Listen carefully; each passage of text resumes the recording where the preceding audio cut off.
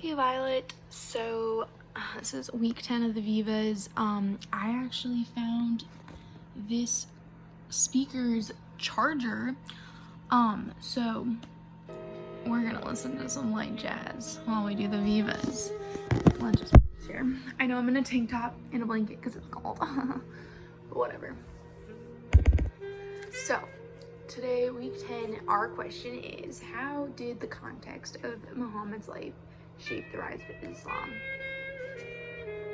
Although it's really easy for many Americans to see Islam as mainly a Middle Eastern or North African religion, but Muhammad's interactions with the Christians, this is really distracting, Christians' world helped to form his heretical beliefs.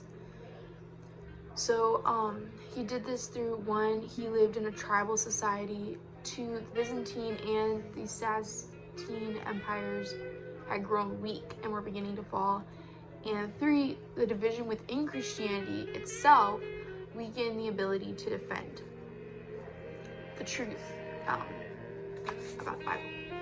So our first point is Muhammad lived in a tribal society outside of, away from all the major empires of the era. So Rome and Persia were client states, and they mainly dominated the culture, and they kind of said what goes for the tribes. And so the client powers helped establish this Arab culture that we know of today, and Muhammad's culture. And Muhammad used his culture and stuff to really form his beliefs. So there was lots of tribal diversity, and religious observation meant there was no unification. There was no unified religion that could really stand up against Islam when Islam came around. So Muhammad used this tribal conflict to really get control of Europe and get control of lots of people. The nomadic tribes mainly dominated before the rise of Islam, and again, these were just different tribes, so it was not every man for himself, but kind of just, there was no main, there wasn't just Christianity. It was all these little tribes. So Islam was really easy to come in and just take it all. Because Muhammad didn't have, they didn't really have a major city, major empire. They have this story, or Muhammad says that they claim Jerusalem and the Temple Mount is their own, because Muhammad had this night journey, and during this journey Muhammad is said to have been ridden a bukar, which is this weird, handsome, tall beast, bigger than a donkey but smaller than a mule, and Muhammad rode on it and went to the Temple Mount, and so they claim the Temple Mount as theirs, and that's why they have always been fighting for Jerusalem, to try to get that under their control. So the strange creature was half horse, half mule, and half eagle, with a man's head.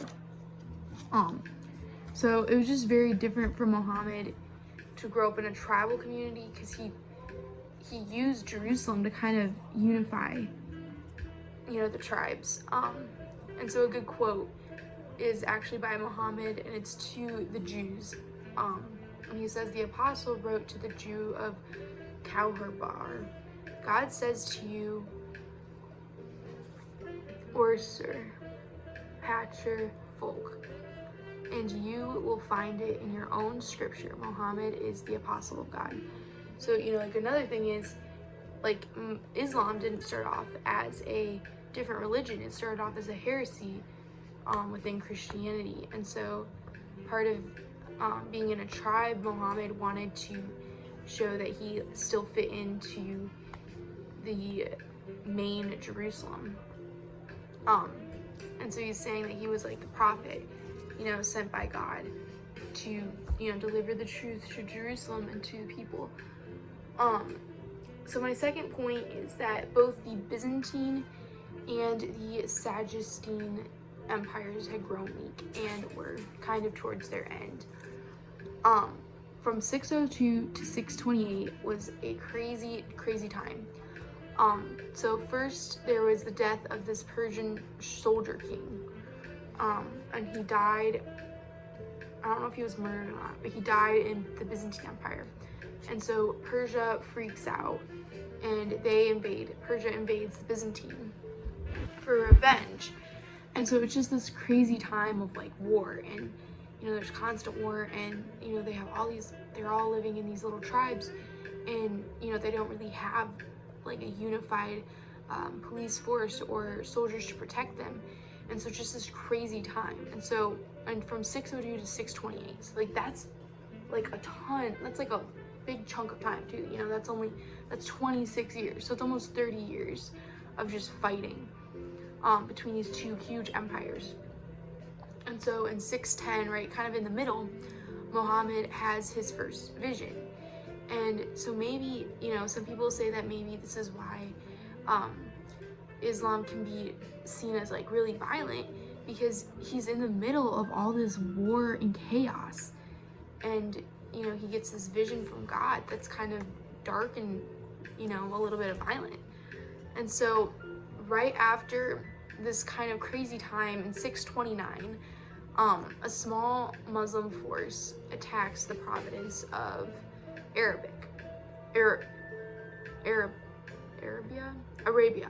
Why can't I say Arabia?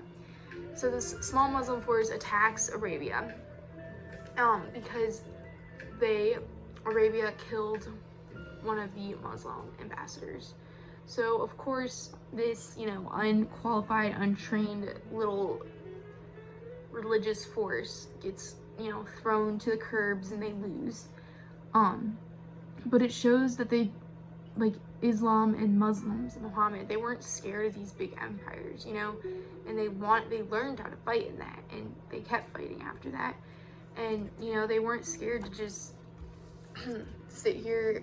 Like, they saw the weakness in the Byzantine Empire and the Saggistine Empire, and they saw that as a way to gain power.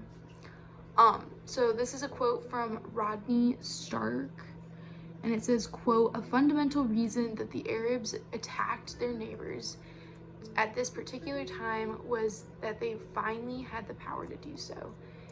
So it's like after these, almost 30 years, and, it's probably like 10 years-ish, after 10 years of, hearing Muhammad talk and stuff, like, they finally, like, had the power, and everything was kind of calming down, and they were like, okay, it's our time to take over. So yeah, really interesting. And our third and final point of the evening is that the divisions within Christianity weakened its ability to defend itself. So as I've said before, Islam started off as a Christian heresy. So it wasn't like, Christians knew that it was a heresy because it was really similar to Arianism. But they weren't, I feel like they just weren't really that concerned about it, They were kind of like, oh, there's Aryans and there's Islam people, like they just weren't really that concerned. So Arianism actually winds up falling to Islam because it's such like a tiny step toward, just a little more jump, in Arianism's Islam. So that happens. And then I really liked what Dr. Parker said in class, as I wrote it in my notes. He said it is easier to defeat a divided group than a whole unified group, and so they saw this. They saw the different branches of Christianity, they saw the different heresies of Christianity, and they knew it would be easy to defeat and easy to overcome. And so the Middle East and North Africa were full of heretics,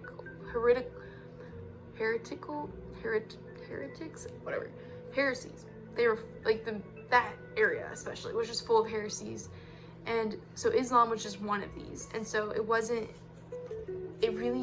Islam really had to fight to get the control and get the power, because again, there was no unified religion in this area.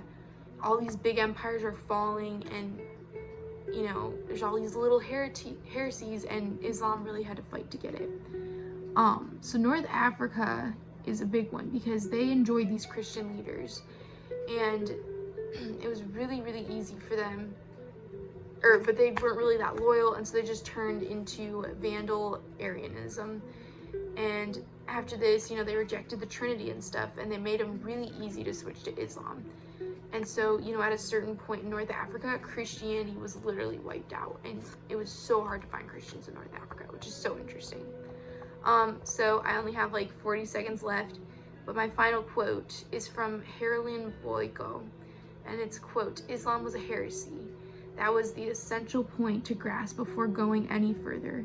It began as a heresy, not a new religion. It is not a pagan contrast with the church," end quote. So this is Viva Week 10, and thank you, Violet.